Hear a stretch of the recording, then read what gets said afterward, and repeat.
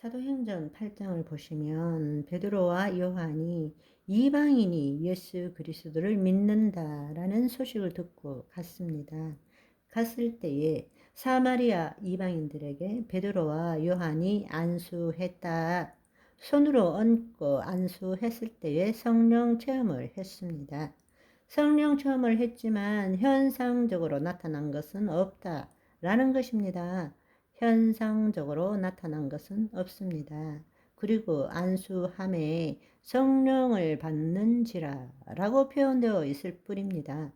10장에 보시면 베드로가 고넬료 집에 가서 말씀을 전할 때에 말씀을 듣는 모든 자들에게 말씀을 듣는 중에 성령님이 임하시게 된 것이죠. 그래서 말씀을 듣는 도중에 꼬꾸라지고 쓰러지고 난리가 난 일이 일어난 것입니다. 이렇게 사도행전 2장, 4장, 8장, 10장을 보니까 성령 체험이라는 것은 다양한 현상들이 일어날 수 있다라는 것입니다. 그래서 성령님이 고넬료에게 임했을 때에 성령 체험이 일어나고 그 집 안에 있는 모든 식솔들이 방언을 하게 되었습니다. 그래서 그 뒤에 의식적으로 이미 성령의 내주, 성령의 체험을 했지만 나중에 물세례를 받게 된 것이죠.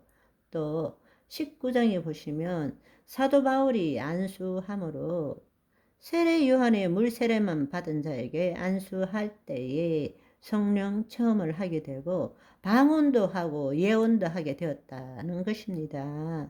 사도행전 10장에는 위로부터 성령님이 내려오는 현상이 있었지만 사도행전 8장에는 현상이 없었습니다. 지금 사도행전 19장에도 현상은 없었어요. 너희들이 세례를 받았느냐 물으니 요한의 물 세례만 받았다 했을 때 사도들이 안수했을 때에 성령 충만함을 받게 되고 방언도 하게 되고 경우에 따라서 방언도 하지 않고 그냥 성령 체험만 하게 된 경우도 있고, 그래서 우리는 이 사도행전의 말씀을 통해서 두 가지 사실을 알 수 있습니다. 첫째는 성령 체험은 반드시 사도행전 2장의 현상이 일어나지 않을 수 있다라는 것입니다. 성령 체험을 한다라는 것이 특이한 현상이 있어야 되고 특별한 경험을 해야 된다라고 우리는 잘못 알고 있는 거예요.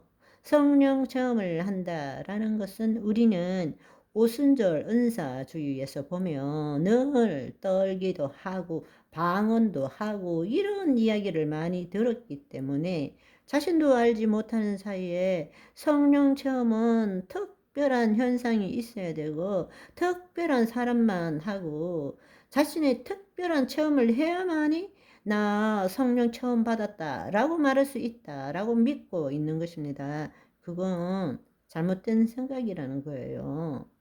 특이한 현상 없이도 특별한 경험을 하지 않아도 얼마든지 여러분은 성령 체험을 경험할 수 있게 됩니다. 그리고 이미 성령 체험을 했음에도 불구하고 자신의 굳은 믿음으로 나는 성령 체험을 한 적이 없다라고 믿고 있는 사람도 많다라는 이야기입니다. 아멘. 무슨 말씀인지 이해하시겠죠? 방언이 없어도 어떤 특별한 신체적인 현상이나 체험이 없어도 얼마든지 성령 체험을 경험하게 된다라는 것입니다. 아멘.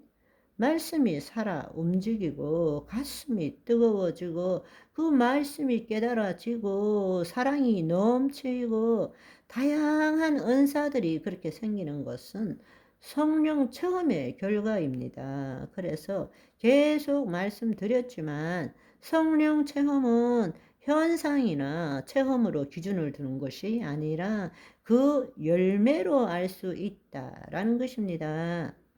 둘째로 성령 체험은 기름 부음을 받은 자의 안수를 통해서도 얼마든지 일어날 수 있다라는 것입니다.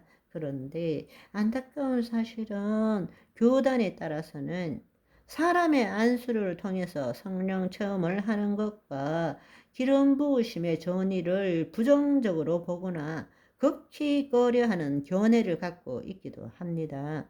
왜냐하면 그런 일들은 사도들만이 할 수 있는 일이라고 생각하기 때문에 지금 그 일을 하면 그 사람이 사도라는 말이 되는 것이고, 사도들은 2000년 전에만 존재한다고 믿고 있기 때문에 있을 수 없다라고 생각하는 것입니다. 너무 안타까운 일이죠. 일부는 맞고 일부는 틀리는 말입니다. 사도들은 2000년 전에만 존재했던 것이 맞습니다. 그러나 오늘날 수많은 목회자와 선교사, 사역자들이 사도적 소명을 감당하고 있는 것입니다. 아멘. 2000년 전에 예수 그리스도를 대표했던 사도들의 직분과 권위를 가질 수는 없지만 그 분들이 행했던 일들을 지금도 행하고 있고 행해야 합니다. 사도들만이 아니라 사도적 소명을 감당하는 사역자들의 안수를 통해서도 얼마든지 성령 체험을 할 수 있는 것입니다. 그래서 부흥사분이나 선교사, 목회자분이 그런 일을 할 때마다 부정적인 견해를 가진 사람들이 네가 사도냐? 신사도? 뭐 이렇게 치부하기도 합니다. 그러나 사도적 소명을 받은 하나님의 종들은 하나님이 주셨기 때문에 사도적 소명으로서 성령 체험을 하기 위해서 안수를 하고 능력을 전이시키기 위해서 안수하며 기도하는 경우도 있는 것입니다. 주신 사명에 따라 일하는 것입니다. 여러분, 한번 생각해 보십시오.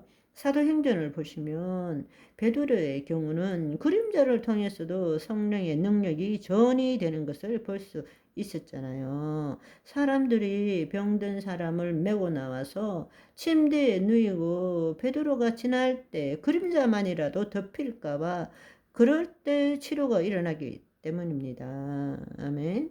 오늘은 여기까지. 바이바이.